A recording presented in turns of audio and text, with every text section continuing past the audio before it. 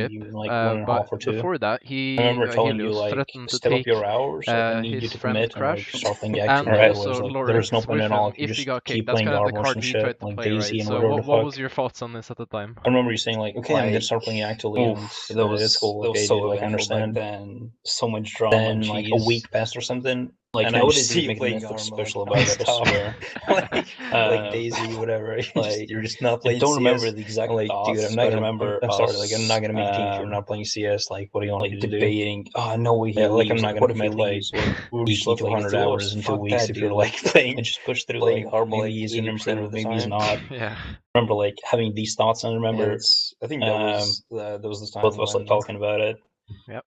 I didn't And play you guys off because I you don't guys weren't even remember the playing. exact sequence of events, So, but I remember in this time, like, did you have like, any we had plans like on what you a what team you chat or wanted to do? something with the five of us. Like, were you looking to make and like a new team with like new pretty sure I players, said or some you know, what harsh were you words or kind of hoping something. would happen in this situation? And I I always think had yeah, I thought think in I'm pretty my sure mind, I said some like pretty mean that shit like if I ever had a when the five of chance us to were like be in a team team, chat if I was talking about like invited he was in like an active team, and whatnot, and or like like his if I mistakes randomly and like like came ways, across like 4 players being a in my dickhead about it, university and or like something like threatening to leave with playing crashing Alliance, for Lorix. example, I I think would that's take a when chance. Lorix But kind of took my I've had these side, periods, and I think this was the first one and when I was like, I think okay, Crash was fuck kind of like all, just I'm just it gonna was just there for the skins. DM all the time and learn new smokes, practice movements. Kidding, but And he like, kind of was. I'd literally He go was like up, the like log on I mean, Cisco, The Master bank go guy. offline. we were we were Or Master like Guardians back when then. I And he go had offline, like